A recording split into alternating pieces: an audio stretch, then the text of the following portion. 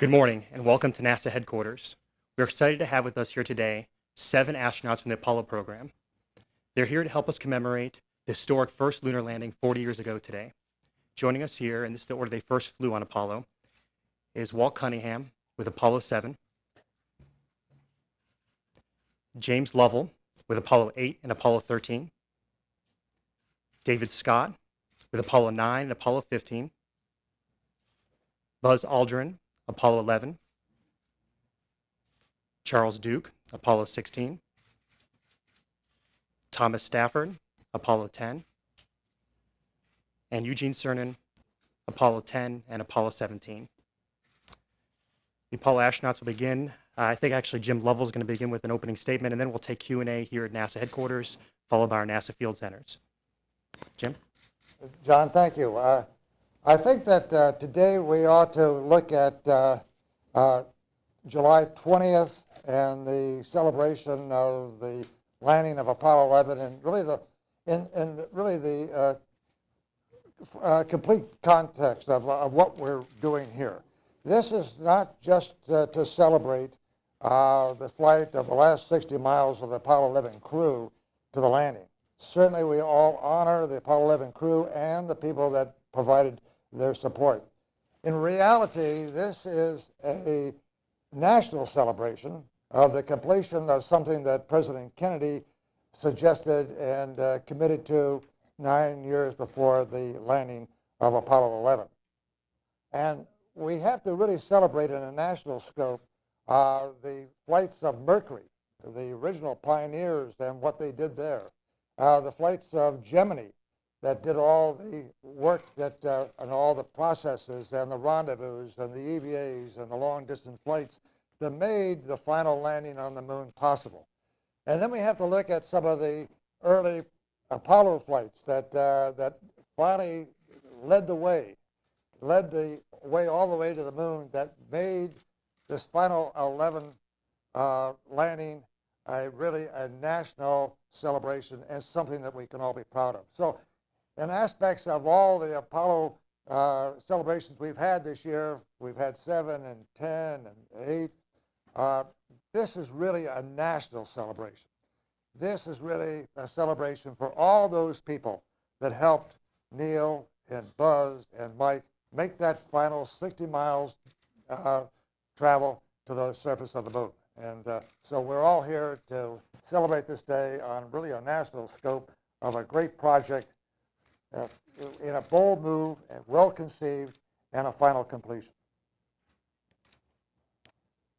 Okay, thank you. We'll start taking questions here. Any other opening remarks from anyone?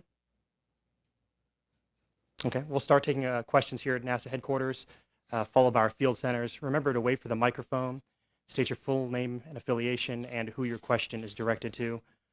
Questions? Want to start over here on the left side?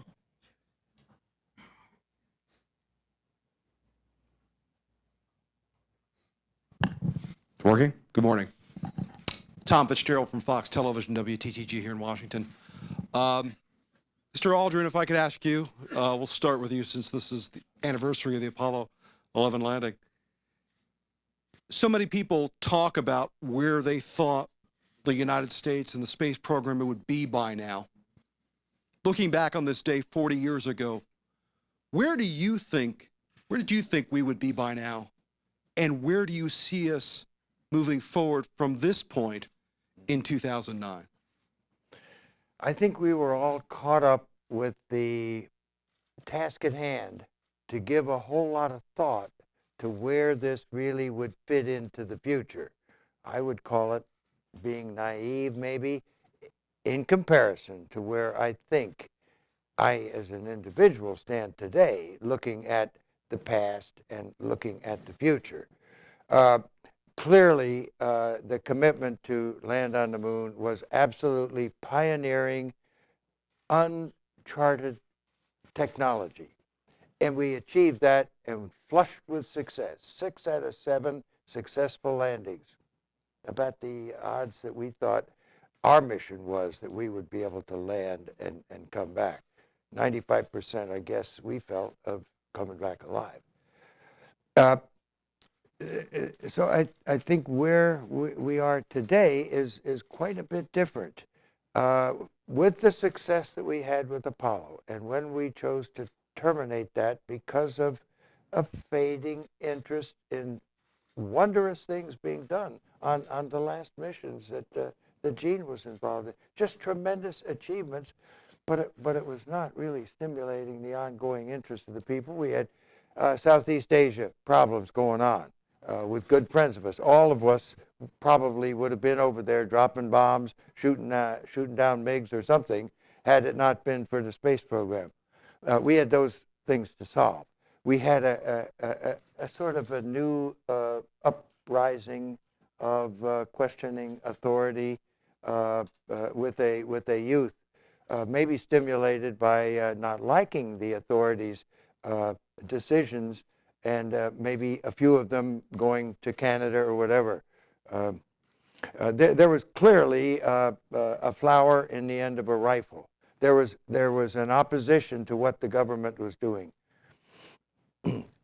With the success that we had with Apollo, I think perhaps we felt we could do much more by catching up what we had left behind, and that is reusable spacecraft going to low Earth orbit to a laboratory that would begin to do all sorts of wondrous things in low Earth orbit. Well, unfortunately, neither of those quite lived up to the marketing expectations that we put on them. And now we're still attempting to begin to terminate those activities. And I think we're getting back to what NASA and what the country really likes to see, and that's exploration. To me, exploration is going to some place you haven't been before. I'm sure I'll get into that a little later.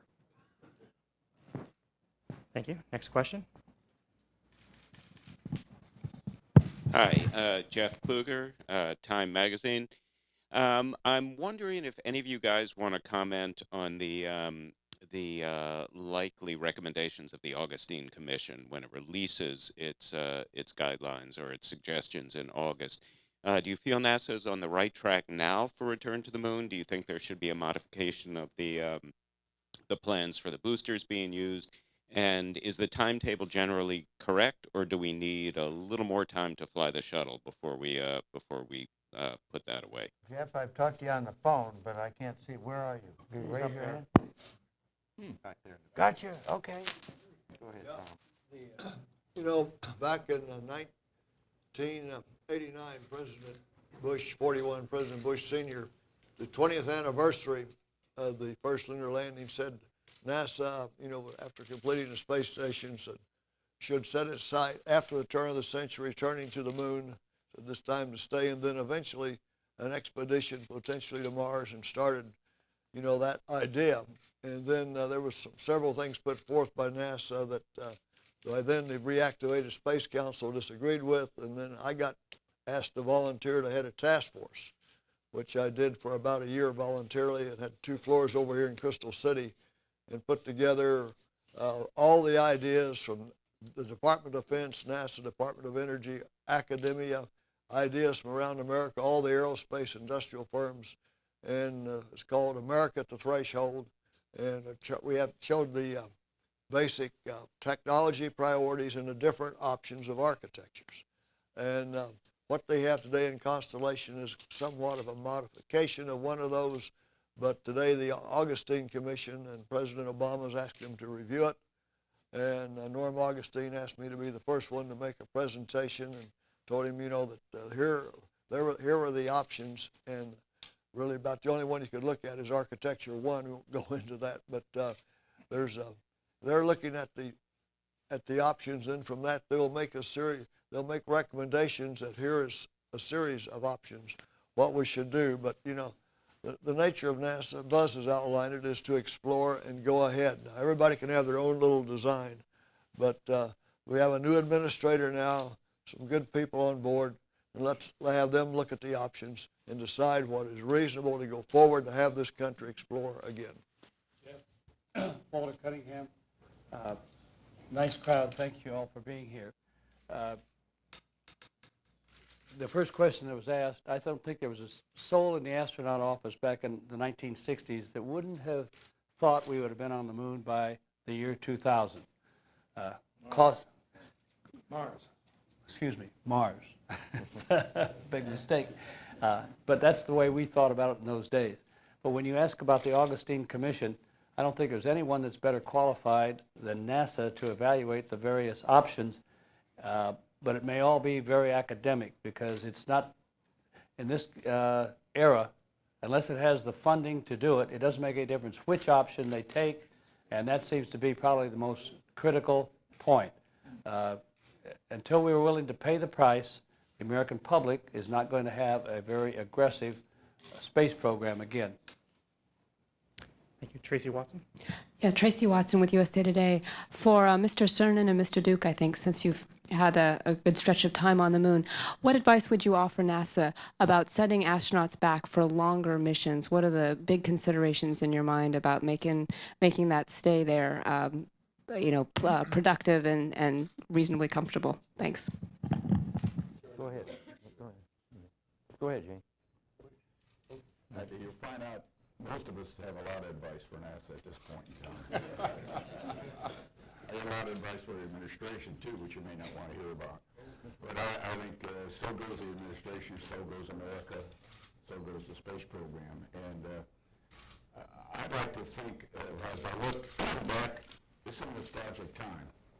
We all look back, I think, for the purpose of realizing what we've done right, what we've done wrong, and where we can go into the future.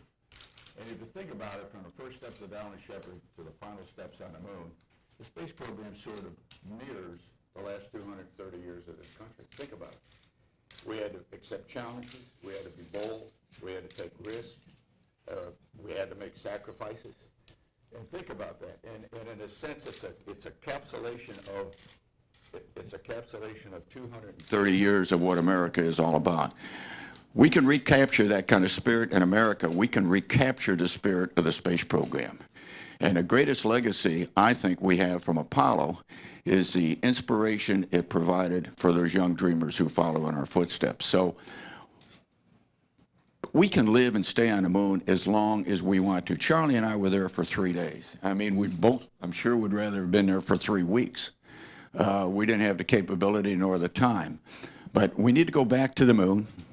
We need to learn a little bit more about what we think we know already. We need to establish bases, put new telescopes on the moon, get prepared to go to Mars, because the ultimate goal truly is to go to Mars. And, you know, someone asked a question earlier about where we thought we were going. I was the last guy on the moon. And when I came back, I got on my soapbox, and, you know, everyone said, how's it feel to be the tail of the dog? How's it feel to be the last one over the fence? The end. And I kept saying, it's not the end. It's the beginning. And I really believed that we'd be back to the moon by the end of that decade and on our way to Mars by the turn of the century. My glass has been half empty for 3 decades at least. And but hopefully we can turn that around, because what we did then is doable again. And I think the next major goal is not to spend 3 days just on the moon, or 3 weeks or 3 months on the moon, but to sit here, have you folks or your kids or grandkids sit here and talk to a group of guys that can tell you what it was like to go to Mars. I think, let me answer that operationally. 2-week stay or 3-week stay of what on the moon is a challenge for the systems that we have today. We need to develop a better spacesuit, more tactile feeling, easier motion. Lunar dust, I think, is going to be a real problem for a long duration. So we're should look at concepts of airlocks where we leave the dust outside, if you will, of the habitation module. So there are a lot of things like that that we need to look at and to develop, and that work is going on. I participated in back in December, a few of us did a lunar suit symposium. Jack Schmitt, Apollo-17, chaired that. We're looking at some of the new architectures. And so the operational problems, we're going to solve those. and we're trying to give our experience to those decisions to help them make the right decisions. I think we can do it, and I think the human spirit's going to return us to the moon, and then build on that, and on we go to Mars eventually. Those things we need to do for long duration flight, for protection, and all that, why go to the most difficult place, the surface of the moon, to do those? Why not do those at the space station? Prolong the life of the space station, make the internationals happy, develop an exploration module that will last a year, 2 years, and 3 years, something that can be adapted to land on asteroids, land on Phobos, and eventually, because it's designed initially to land on Mars instead of the moon, we've got a pathway that doesn't require us to expend our resources that are precious right now. We put $100 billion into the space station, and that's enormous in comparison to what the other nations do. Do we want to put $200 billion into permanence on the moon, or 6 months on the moon? Why? We can help other people with all these studies we talked about. The dust on the moon is different than the dust on Mars. It's different from the dust here because there's no water, no air up there, and so it's fractured. It's sharp pieces of dust. And that's not going to be the way it is on Mars. Thank you. Question down here. Randy Shostak with EOS, the newspaper of the American Geophysical Union. Not to mince words, then President Nixon told the Apollo 11 astronauts when you came back, quote, "This is the greatest week in the history of the world since the creation." I'd like comments and perspective from Mr. Aldrin and others, please. Well, it was 8 days, and it was certainly a great 8 days. We didn't start with "Let there be light" and then end up with at the end of the week set aside Sundays for reflection. I don't know what the greatest week in history is, but it was certainly a pioneering, opening the door. With the door open when we touched down on the moon, because that is what enabled humans to put many, many more footprints on the surface of the moon. Landing on another object is what will enable us to put many other things, determine many other things with humans being there, inspiring other people. America to Mars is what ought to be, not America back to the moon. America can use our experience, great experience, and the last 4 years of experience in detailed preparation for us to go. We can share that with somebody else. Let's do that. Let's expend our resources in these precious times when we have to conserve things right now. Now is a starting point when we need to look at the economic way to get started. Let me comment a little bit if I can. Thank you. We have, again, to look at what we want to do with our space activities. What do we want to accomplish? Now, if you talk to the scientists, we barely did anything with the moon. They would love to have the last of the Apollo flights continue, 18, 19, and 20, because we've just stepped on the moon. We spent at the most 3 days there. So if you talk to the scientific community, there's a lot still to be done on the moon, which is just 240,000 miles away. Now, if you want to look at a national project, one that brings prestige and something that you can be proud of, and it really a consortium of countries, then we want to go to Mars. And as Buzz says, there's a lot we can do with the International Space Station because we spent a lot of money up there for almost nothing. It's almost a white elephant. And until we can really get a return on our investment of that particular project, then it was money wasted. So you have to look at what the priorities of our space activities are. Go back to the moon, expand the space station to look back at the Earth, go on to Mars, which is a grand project, which will probably be accumulation of many of the countries, and probably by that time China, after feeling that they are very confident in space, will join us. Then that is a project that will bring the Earth closer together, all the countries working on a project that has a common goal. I guess we all have an opinion on what we should do next, and it's a great debate. I always find it quite stimulating. But I'd like to emphasize a couple of points. Going to the moon, exploring the moon is very, very difficult. It's not easy. Sometimes we made it look easy because the television was terrific. I remember Jack Schmitt bouncing across the moon saying in Merry Month of May. It wasn't easy, it was difficult. Going to Mars is about a factor of 10 more difficult. We know how to do it, we could land, but the duration of the flight, almost 3 years, puts us in a situation where we need new technology and new capabilities to go to Mars. At the same time, going to Mars over that long period of time is very expensive. Costs about $2 jillion or whatever. And in a democratic society, we have to have a reason to sustain a high level of funding for a long period of time. We live in a democratic society, fortunately, but we have to find a reason to go to Mars that will continue the funding. And I sort of like to step back and look at it. I believe in exploration. I was really lucky. I was part of this great group of guys and the other 400,000 people who made it happen. But you know, it's sort of like Columbus just returned, and the world isn't flat after all. But Cabot and Magellan haven't been born yet, and the Pilgrims aren't even on the drawing board. So I think we're at the beginning of a long, long phase of exploration into the planets, and I think we will go to Mars. We'll have to take it a step at a time, and I would challenge everybody to think about what's the reason to go? How can we stimulate the public and stimulate Congress to fund it in the long term? But I'm sure we'll do it, and I look forward to seeing the young people who are learning today go do it for us. What percentage of the national budget is a jillion?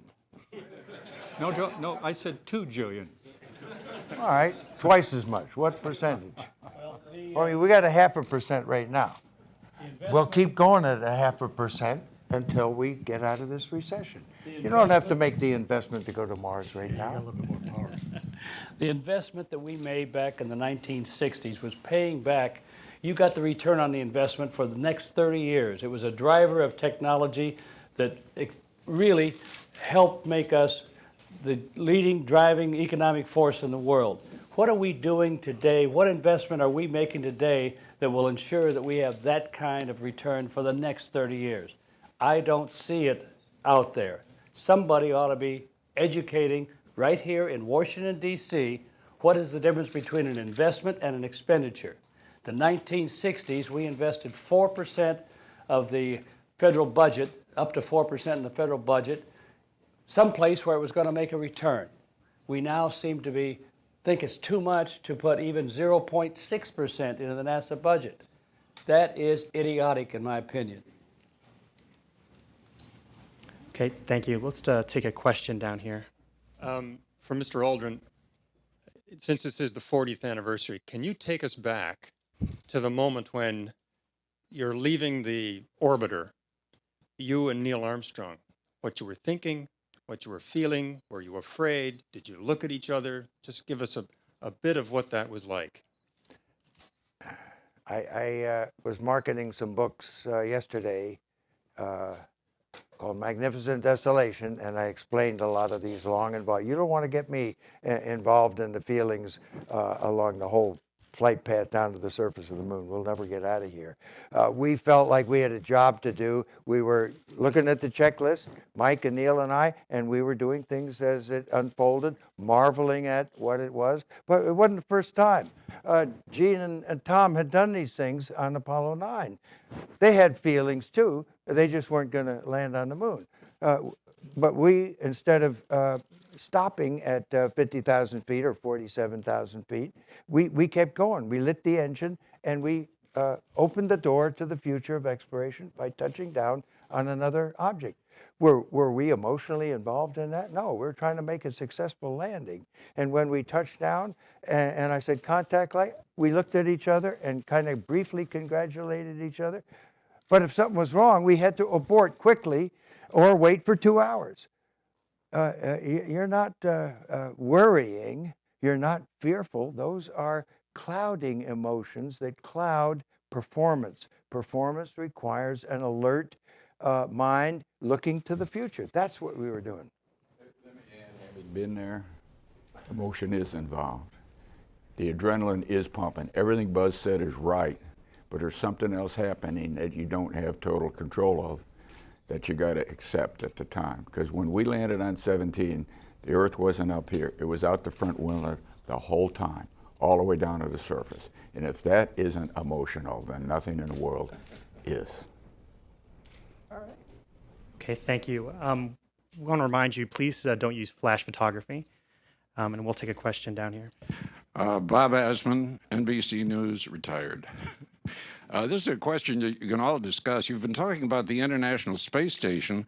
What's to keep it from propelling itself to a higher orbit and perhaps making a real way station to Mars and beyond? In other words, use of the space station, it has rocket power. Can't we raise the orbit enough to make it, no? There's an intense radiation at the South Atlantic anomaly, and that limits the upper altitude that you want the space station. Back in the 1990s, we made a decision to put the International Space Station in a 51.6 degree inclination orbit. That limited our choices of what we can do with it as a way station to Mars from that time on. Originally, it was planned to go in what, 28.5 degree orbit. From that particular angle of inclination, it could have had some functionality as a way station and kick off to Mars. So we have to use it for a lot of other things now, but it's probably not going to be used to head us out to Mars. Go on a little bit further. Again, in that year's study, we looked at that, but it really, it really wasn't a very good option. Okay. Just one quick follow-up to that. We talked about everything except our national deficit, which is pretty steep and getting steeper by the day. What are the chances of NASA accomplishing even a minimal program in view of our national debt? Well, every company in the United States has a capital budget, and they invest some of their capital into the future. And to me, that's what the space program is an investment in our future. As we all say, there was not one dime spent on the moon. It was all spent in America. And it created technologies that we all enjoy today. My BlackBerry has 65,000 times the memory of our Apollo computer. And so we all enjoy the benefits of the technologies that we developed. And so we should continue to invest some resources as our nation into the future, like every company does. Do you know what that investment amounts to? For all of us here in this room who pay taxes, I hope we all do. We're in Washington, so I don't know. Less than 1 penny out of every dollar we send to the federal government in income taxes goes to space. Less than one of your tax dollar, 1 penny out of every one of your tax dollars goes to support space. You decide whether that's worth it. Haven't we really experienced just recently the flexibility of promoting funds for doing various things? I mean, haven't we just had a great recession? Haven't we had all that stimulus money suddenly show up? Trillions. I couldn't imagine it. And so if a little bit of stimulus flowed towards space, which is a program of creativity that brings technology and knowledge back to the people of the earth, it's one part of a stimulus program that would really pay off with a lot of dividends. The older that I get, the more I realize that what happens in the space program is less a function of what we can do or what the technology is, and it's a function of what you do right here in Washington, where those things don't seem to be a factor. It's the politics and the money, the expenditures going on here. It's up to you people right here in Washington to start doing something about that, to straighten out that kind of a thinking, to know the difference between an expenditure and an investment. Let me bring up a point. I think, said this several times, that if Apollo, the internet had been there when Apollo went on, we'd have had a very difficult time of completing Apollo. Because after the tragic fire and other times, there were all different engineering people, engineers and scientists said we should do it this way or it's unsafe. But then we had good decision makers who made the decisions, we went ahead. Today, when that happens, they go to their computer and send an email to the staffers on the Hill, the congressmen, to the press, to you people, and so it shows up all over. We didn't have that in Apollo. It would have been lots tougher in Apollo. Think about that. Thank you. We'll take some more questions here at headquarters, but first let's take a couple questions from Ames Research Center. Hi, this is Mike Swift with the San Jose Mercury News. People always remember the names of explorers that Dave Scott earlier mentioned, Cabot, Magellan, and Columbus. And 1,000 years from now, the only names of people now alive that people may know, maybe Neil Armstrong, Buzz Aldrin, Jim Lovell, Gene Cernan. How do you guys feel about having that type of notoriety, and do you see it as a burden or an opportunity, and how have you dealt with it over the past 40 years? I don't have to worry about it. Yeah, I don't think that all of us, except for perhaps the 11 crew, because they did complete the project which started and are most well known, really have to worry about that celebrity status. I think most of us live our normal lives. We're not really bothered, except on, occasions like this that we are congenial to talk to the people. I can see the problems that the Apollo 11 crew can have, and where I kind of feel sorry for Neil every once in a while, because every time he goes someplace in public, he's usually recognized, and people want to ask questions, take pictures, get autographs, and things like that. But they'll only have to do that for another 10 years or so. I'd like to make an observation, maybe some validity to it. Somewhere around World War II, the expansion of human capabilities reached beyond the ability of one person to marshal his idea together and lead people to do something. It has taken a team to do things. None of us up here originated the idea of going to the moon and then organized the people to do that. But Lindbergh did, and Byrd did, and the other people that we look to as explorers that go down in history. Somebody said to Lewis and Clark, go do something. I don't know which one stepped on the Missouri River first, but it was Lewis and Clark doing something, and they carried out to the best of their ability without instructions from Washington, D.C. or anywhere else. The pioneers had real pioneering activities and experiences that they carried out, because they originated the idea. They marshaled the people behind them. Now we're going to send some people, the planet Earth is going to send some people one day to the surface of Mars.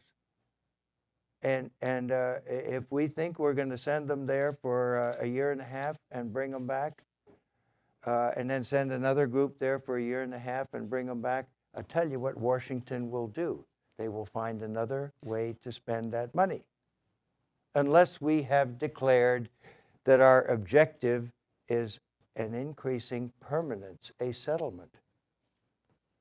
The pioneers, the pilgrims on the Mayflower, did not come over and hang around Plymouth Rock looking for the way back home again. Let's start thinking of exploration as it really is, and are we up to it?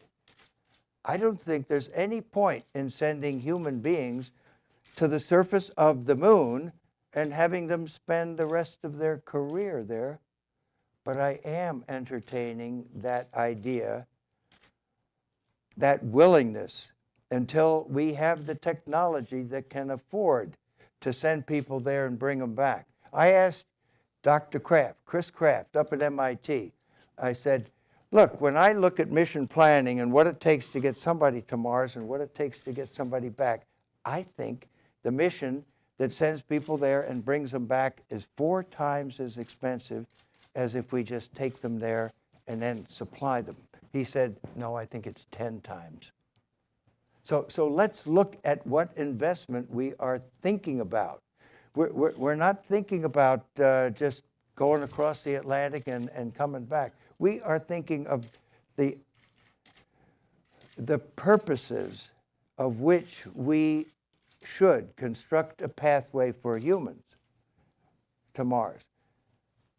Steve Squires does a wonderful job with Spirit and Opportunity, and they're alive for over 5 years. Other people have estimated that if we had a human being on Phobos, the moon of Mars, directly controlling those robots at a safe position, not on the surface where they have to land and they have to lift off again, we could have done the job of Spirit and Opportunity in 4 or 5 months instead of years. So just think of what the speed of light means when we are dealing with the moon or dealing with the Mars. Can I get back to that question real quick? It may surprise you, but everyone on this stage puts their pants on one leg at a time, just like he did, okay? But a friend of mine once told me, that's fine, but other people don't look at you the same way you look at yourself, which is good.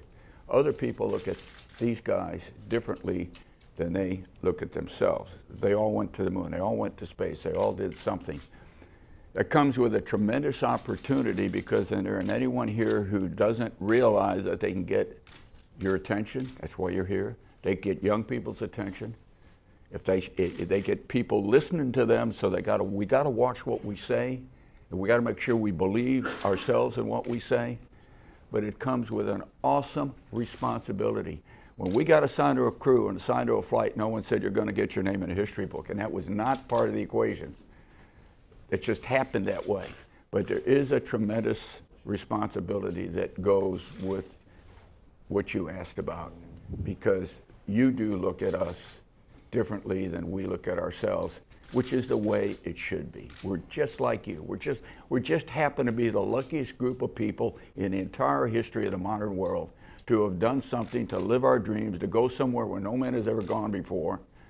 And the responsibility is to give that back in some way or another, or provide, as Buzz and the guys are talking about, the opportunities for those who follow in our footsteps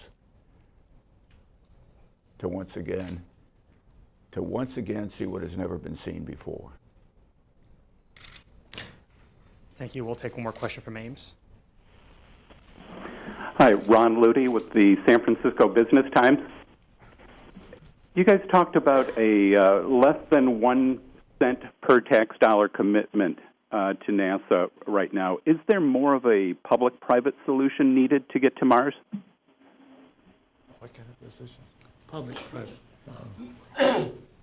I think that having commercial operations to develop cargo carrying and the like, maybe the only solution we got with the gap coming up, maybe the only solution we have for resupplying with American technology, the International Space Station. But I think that when it comes to commercial manned operations, I think that the companies out there today really have not even begun to scratch the surface, and it'll be a long time before they will match the same kind of emphasis, technology, safety requirements, and what have you that we enjoyed at NASA. That's my personal opinion.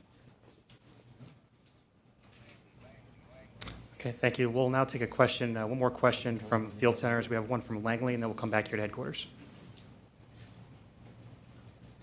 Hi, this is Mike Bruce from the Virginian Pilot newspaper. My question is, what should NASA's priorities be once we land on Mars? Are there studies or experiments that you feel we should be conducting, or setting up tourism bases, whatever? What are some of the priorities once we land on Mars?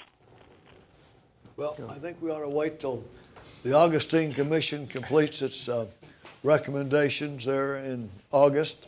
Come up with a series of options, and that would be a better time. Everybody has their own idea now.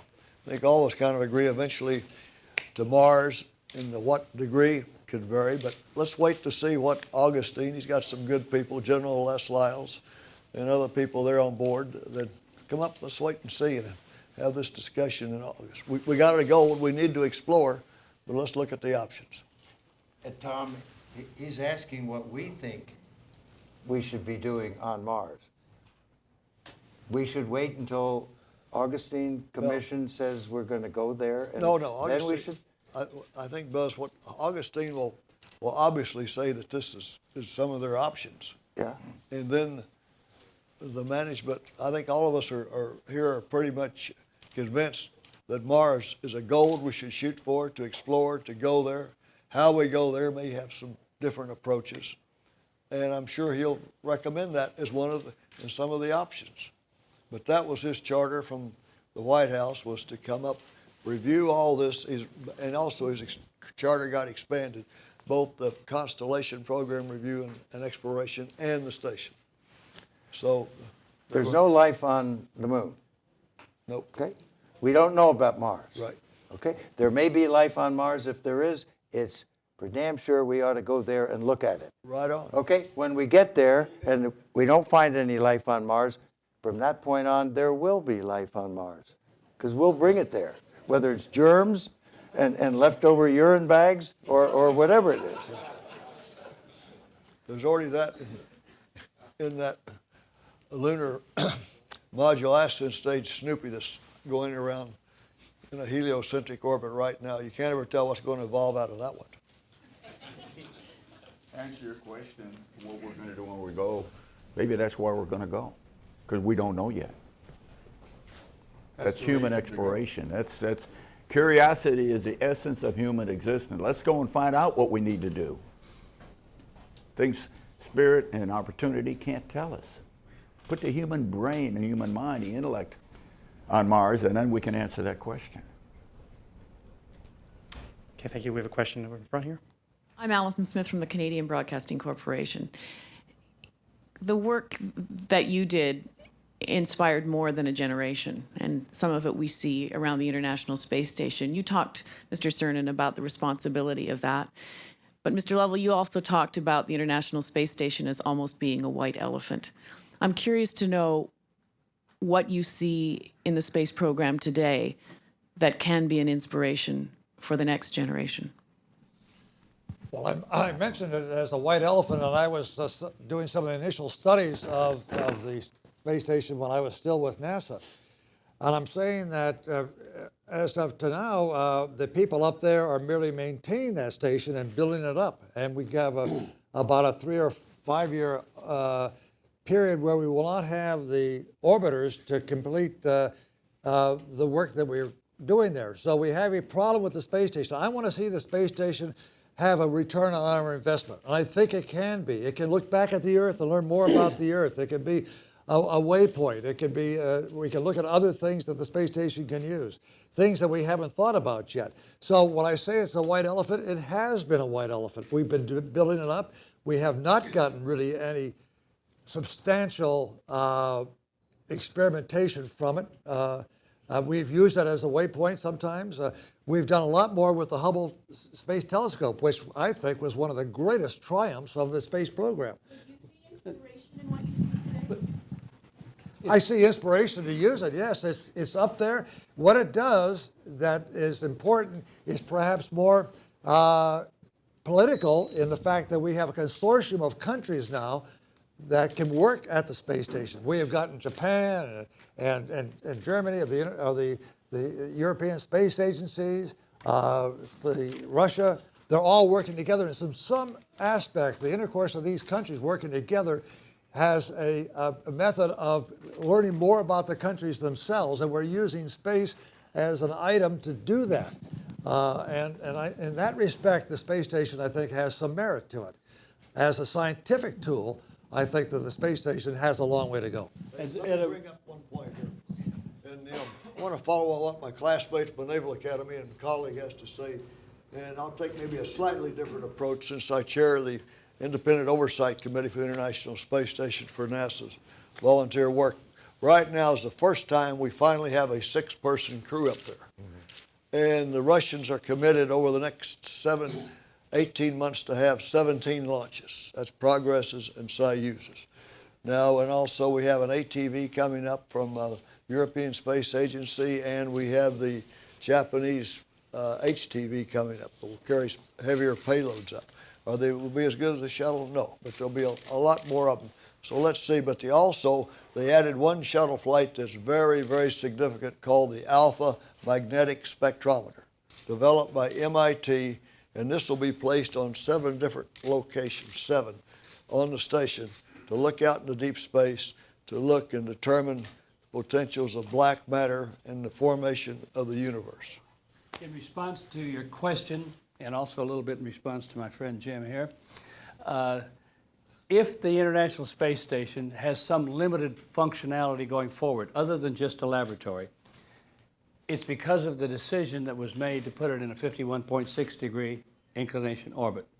That decision was pure, simply politics. It was a decision made to bring the Russians in. When the Russians came in, that was the only way that they could really take part in that space station. So that was a political decision. Once more, half of it at least comes back here to Washington, D.C. And when it comes to the gap, the biggest problem that we have going forward, because all of these other timelines that you hear downstream, they're all artificial timelines. There's nothing magic about 2015 getting back up, or 2016, or the moon by 2020. There's only one real deadline. That deadline is when they quit flying the International Space Station. I happen to believe that that is the biggest mistake we've made in a long, long time, but it's also kind of fruitless to try to get it going. People have been convinced, the congressmen especially, to quit funding the International Space Station. Big mistake. Let me bring up again, this oversight committee. Walt said it was political. In one way, the main thing was we needed a safety return, a crew escape vehicle, in case something would happen to the shuttle, which it did, on Columbia, and as a result of what happened there on Challenger. And the only reliable little thing that could get you back, a spacecraft, a capsule, was a Soyuz. That's the main reason. Well, that was our mistake. We canceled the crew return vehicle. Let me be cruelly honest. When Jim said it's a white elephant compared to not what we did, what America did during Apollo. We have today the brightest young men and women in the space program. They would put us to shame. Let me tell you, they're more educated, they're qualified, they've done everything there is to do, and they've done it in a shorter period of time. We kicked the door open and threw out a plum, and they reeled in a lemon. That's the crews. Those are the guys and gals I expected to take us back to the moon and onto Mars. The cruelty, the actual fact of life is, everybody knows who John Glenn is, Al Shepard, Neil Armstrong, Buzz Aldrin, Jim Lovell. Everybody knows who those guys are. I defy almost everyone in this room to name 1 or 2 or 3 members on a space station today. Certainly a high school kid cannot, but certainly that high school kid knows who Jim Lovell and Neil Armstrong is, or are. And that's the difference. We need to re-inspire that kind of spirit in the minds and hearts, the passion of these kids, to once again do something unique. Space shuttle goes up, maybe someone shows it on television, maybe they don't. It's over. No kids get out of school to watch someone walk on the moon. Go on a space station, Tom, and all deference to you. Now, I don't even know what the spectrometer is, okay? I don't know what it's going to tell me. I don't know. The most interesting thing in the last 25 years is the mystery of what this Hubble telescope is showing us. Are we looking through time or distance or what? Beyond that, unfortunately, science is dull. Gene, no Buck Rogers, no Bucks. I'll probably be chewed up for that one, but it's a fact. Thank you. Let's remember to wait for the microphone, and we have a question down here in the front. Elizabeth Howell, Apollo@40.com. This question is for all of you gentlemen. Can you say what aspect of the Apollo program has been overlooked these last 40 years? Has been overlooked? Has been overlooked, yes. The chance of dangerous adventure. When Buzz landed on the moon, one of the things they carried with them was microfilm messages. It wasn't microfilm, but it was messages from the leaders of all the free nations. 72 leaders left messages on the moon. And one of them was from Prime Minister Jack Gorton of Australia at the time. And I will never forget what his message had to say. It's the last sentence that's important. He says, "May the high courage and technical genius which made this achievement possible be so used in the future that mankind will live in a world in which peace, self-expression, and this is the one, and the chance of dangerous adventure are available to all." We have allowed our country to turn into a risk-averse society. It's reflected in NASA. It's reflected in every aspect of what we do today. You know, the reason they had such a huge debate about the Apollo, the fourth servicing mission to Hubble, was because they couldn't get from the Hubble's orbit to the International Space Station to save the lives if there was some kind of a problem. Now, prior to that time, we had put 88 missions at the same or similar orbits to the Hubble Space Telescope. And we never once gave a thought to the fact that we had to have some safe haven to go to for 30 days so they could send somebody back. We need to get back to the point where we are no longer a risk-averse society and that we recognize that there are some things in life worth taking a chance for. There are things worth risking your life for.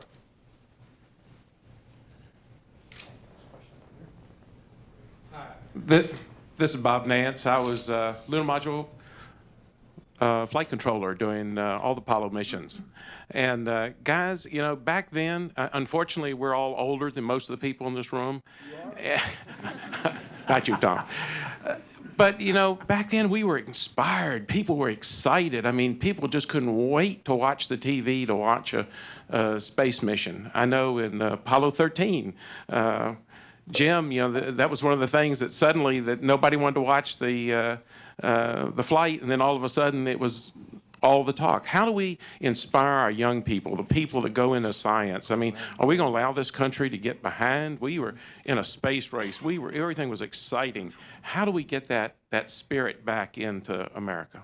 Well, we try to do that. I think most of us are involved in civic opportunities to inspire young people, because in most of the various museums and planetariums and things that we all share to do that type of work, it's really an educational for the young people to hopefully get an inspiration. So we're sort of a catalyst for the people that say, hey, I want to follow through, because I can recall now when we meet people who are in their 40s, 45 or 50s, they said, hey, I was just 10 years old when you made that flight. But now I'm an engineer or a technician or a scientist, and that was sort of the inspiration that got me started along that field. And that's really what our job is these days. You're looking at a lot of old people now, but our main mission now is to inspire the young people, and that's what we try to do. The only way we can get inspiration, you know, when everybody is glued to their TV sets, it's either to have an accident like Apollo 13 or really get going on a mission that inspires everybody. Because when we went to the moon, you know, people have been thinking about going to the moon for hundreds of years. And suddenly, towards the middle of last century, that reality, or became a reality. Hey, I think we can really do it. And so, you know, every time someone walked outside and saw the moon, that was the goal that we were all striving for at the time. It's kind of hard to repeat that. And of course, we also had a contest with the great Soviet Union at the time, which also inspired all of us for a challenge. That challenge now is not there any longer. So it's hard to recreate. And that's why I think some of us are you know, saying, hey, Mars is a good thing to do, because it is the other moon that we now have conquered. And so that's the reason why we need the inspiration. I'd like to second Jim's comments and also say it's up to you in the media and history and the press to record and sustain the legacy.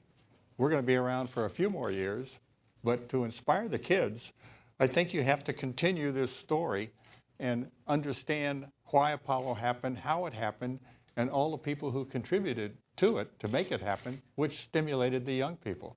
And I think it's the legacy of Apollo that has to go on until we get back to something comparable. And that's difficult because it's good news, not bad news. Good point, Buzz. How about the fact that in about 2 years, we're going to be sitting like this to the Soviet Union and China say, by the way, can you take us back to our space station? That might inspire somebody. Let's not wait until then. I'm with you, Know Buzz. it now. I'm with you, Buzz. Actually, Gene's got a good point. As you probably know, the propulsion capability on the space station is controlled by Russia.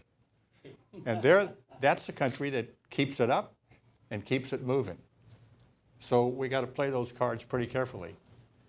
ATV can do that. Once in a while. HTV. Once in a while. Have you detected the fact that we don't have a consensus on almost anything? It was that way from the beginning. I was going to say, that's the way it was in the 1960s as well. Thank you. We We have work time. together as a team to carry out the goal. Yeah. Let me add to that. Let me add what Walt said. Apollo 13, Apollo 11, Apollo 13 are two greatest examples. We competed with each other tooth and nail, head to head, to get that seat on that spacecraft and get that flight.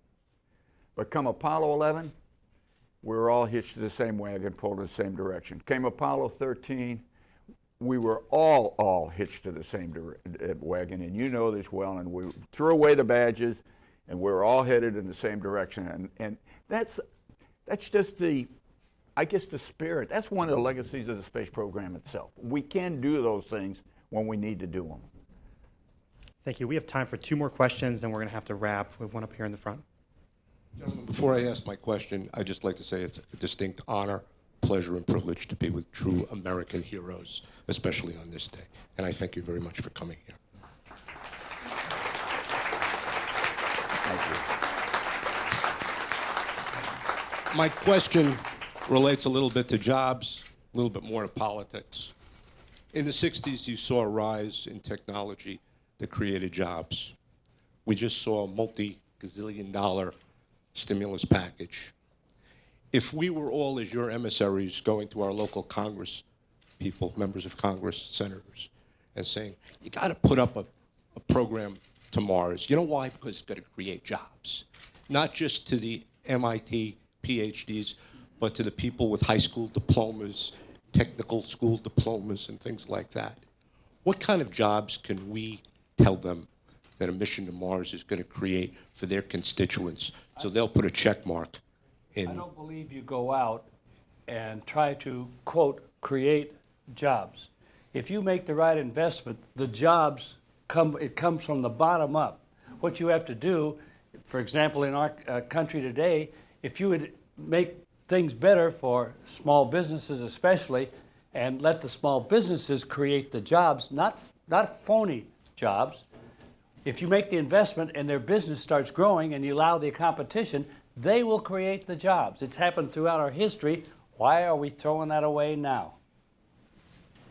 Like I said earlier, that capital investment that all companies make, is we make in our space program, will create the jobs. The contractors will say, I need to hire you, you, and you, and it can be from a janitor to the lead engineer. And so everybody will benefit. And so those 400, like in Apollo, 400,000 people, the ancillary benefit from all of that with the suppliers and this and that and the other and the little moms and pops and McDonald's and all of that, they benefited from all of that. The money was returned over and over and over again, and so those are the kind of lasting jobs that we create, and then that technology, somebody's going to have a bright idea, well, I'm going to make a camera phone, or I'm going to do something, and taking that technology, and we can't even dream of some of the things that investment is going to provide for us in the future. And by far, the majority of those jobs were in the private sector, not in government. By far the majority. And a tribute to American industry, to American ingenuity, is that everyone who went to the moon came home. In the 1970s, we made a decision after going to the moon to build a reusable craft. Two parts of it were going to land on a runway, but we kind of mucked up that one. And a couple of parts land in the salt water and are towed back. The other part lands on a runway. I think that was a good decision. And we've been 28 years now, and once the spacecraft returns and becomes subsonic, we have maneuvered to a precision landing on a runway. Do you want to see the next 20 years back in the ocean like Mercury, Gemini, and Apollo? The COTS program is going to take cargo up and cargo down, then they're going to take people up and people down. I can guarantee you that it's going to be the cheapest way possible. Just like Mercury was the cheapest way possible, and Gemini and Apollo. You're going to see our astronauts in the future, after we retire the orbiter, landing in the ocean or in a desert. Is that what you want to see? It's the private sector is going to make the investment in partnership with NASA. We have studied orbital space planes. We've studied Hermes on an Ariane, a Hope vehicle on a Japanese H-2 rocket. The Indians would love to leapfrog ahead of the Chinese, who are committed to a Shenzhou like a Soyuz. There's an opportunity for commercial, international space craft that lands on a runway that follows the pattern of the shuttle, but it only takes 6 or 8 people. That's the opening of adventure travel into orbit. We're going to wait for Richard Branson to do that? Or are we going to do that in this country? You need private investors. Absolutely, you do. That.